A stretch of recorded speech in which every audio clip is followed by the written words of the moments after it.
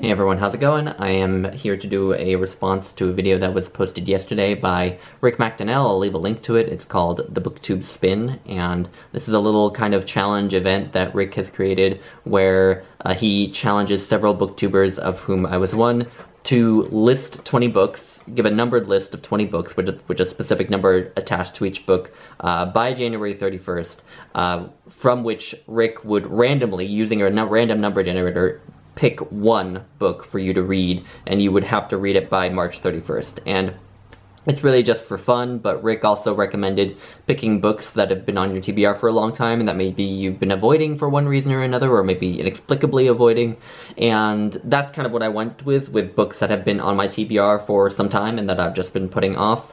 And Rick also mentioned in his video that you could make groups of 5, like categories that each have 5 books within the 20, and at first I wasn't going to do that, but then when I started to come up with my 20, looking at my shelves, I realized that there really was kind of a nice groupings of 5 within the list, so I actually am doing it. So I will just go through the 20 books, and they are obviously numbered, but yeah, I thought I would just chat about each one a very little bit, not at length, but anyway, the first grouping, the first category is books related to psychology. I often get asked, since I am a PhD student in social psychology, I often get asked, you know, what if I read books about psychology or about neuroscience and so on. And really, I don't read all that many because I spend all day thinking and reading and writing about psychology for my academic work. So usually when I want to read for pleasure, I want to learn about something different, or, you know, just read a made-up story and have fun with that. But these are 5 books that are related in some way to psychology. Maybe in some cases the relation is a little bit tenuous, but it's there, that I have had on my TBR for some time and that I haven't got to. So number 1 is The Ghost in the Machine by Arthur Koestler. The subtitle for this is The Urge to Self-Destruction, a Psychological and Evolutionary Study of Modern Man's Predicament, which sounds very interesting. But one thing that got me intrigued about this was that I noticed in the table of contents that Arthur Koestler has an extended critique of behaviorism, specifically the behaviorism of B.F. Skinner, who's one of the most prominent psychologists of the 20th century, and that fascinates me. Number 2 is The Denial of Death by Ernest Becker, which is a seminal text in terror management theory, which is a psychological theory that was actually very important for my own master's thesis, and a lot of that theory is based on Ernest Becker's work, even though he's an anthropologist. So I've wanted to read this for many, many years, and just haven't gotten around to it. Number 3 is a classic, probably sort of a modern classic in popular science writing, psychology writing. This is The Man Who Mistook His Wife for a Hat by Oliver Sacks, which I first learned about in my freshman year of college in a neuroscience class, and still haven't read now that I'm almost 27 years old. Number 4 is Man's Search for Meaning by Viktor Frankl, which I'm pretty sure I also found out about in college, and which is also kind of part memoir, but it's also just about sort of finding meaning in life and why humans need meaning. And I think Viktor Frankl also based a whole system of therapy on some of the ideas he put forth in this book. I'm not in clinical psychology, so this is my area of expertise, but I've always been interested in reading this book. And then number 5, my last psychology book, is Touched with Fire, Manic Depressive Illness and the Artistic Temperament by Redfield Jamison. I've read 2 books by Jamison, her memoir An Unquiet Mind and her book about suicide, and I really like them both. And this is a really fascinating subject, and a book I've known about for a long time and haven't read. The second category is made-up stories, so fiction, basically. And yeah, the first book here is Heretics of Dune by Frank Herbert, the 6th book in his Dune saga, which I have yet to complete. I've read the first 4 books, but I've just been putting off finishing the series for no particularly good reason. Number 7 is Winter in the Blood by James Welch, which is a novel that actually Sean the Book Maniac sent to me all the way from Japan, God bless him.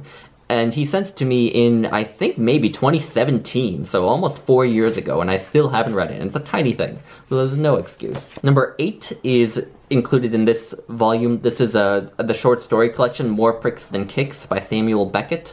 Samuel Beckett, in my favorite writers tag, ranked as my favorite writer of all time, and I still think I would say that, but it's been a really long time since I've read anything new by Beckett. I've been sort of sitting on my laurels and just appreciating what I already read, and I feel like I need to read something new and need to give his fiction a try. More of a try. I've read some of his fiction, and it's a much more mixed bag for me than his plays, and all I've read so far are novels, but this is a short story collection, so I'd be interested to see how that holds up. Number 9 is the only book that I don't currently own, so I'll put up a picture here, and it's Persuasion by Jane Austen, and this is a book that a lot of people have said I might particularly like in terms of Jane Austen's overall body of work, and so I want to make it my next Jane Austen. And then number 10 is probably the third most intimidating books on this list. We have yet to get to number 1 and number 2, but the third most intimidating book that I'm putting on this list is Dr. Faustus by Thomas Mann.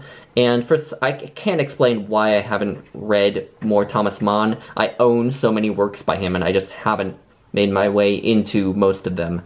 So I thought that I would put a Thomas Mann on the list. This is probably the book by his that I would start with once I really dive deeply into his work. Moving into a new category, the next 5 are all related to philosophy. We come first to the number 1 most intimidating book on this list, which is The Second Sex by Simone de Beauvoir, which is intimidating because it's so long and a work of philosophy.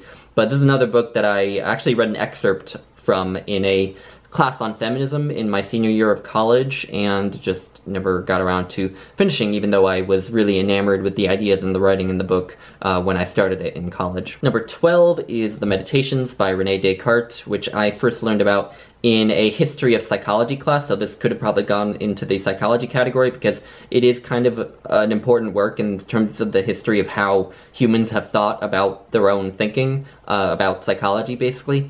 And I still haven't read it. Number 13 is the second most intimidating book on the list, which is Varieties of Religious Experience by William James. Number 14 is The Birth of Tragedy by Friedrich Nietzsche. I do love Nietzsche, but this is one of his seminal works that I have yet to read. And then number 5, we have the second treatise on government by John Locke, which I've always been interested in reading because I kind of like political philosophy for some reason, but also because it was very influential on the founding fathers of the United States. And then my last category is memoirs. These last 5 are all memoirs that I have had on my TBR for some time, but have yet to read. So first is Incidents in the Life of a Slave Girl by Harriet Jacobs, The Glass Castle by Jeanette Walls, which I've often heard compared to The Liars Club by Mary Karr, which is one of my favorite books, so I think I will love it, but I just haven't ever gotten around to it. Then number 18 is Brain on Fire, My Month of Madness by Susan Cahalan. Number 19 is Assata, an autobiography by Assata Shakur. And then finally is A Heartbreaking Work of Staggering Genius by Dave Eggers. So those are my 20 books. If you've read them or want to read them, let me know and give me your thoughts. But yeah, anyway,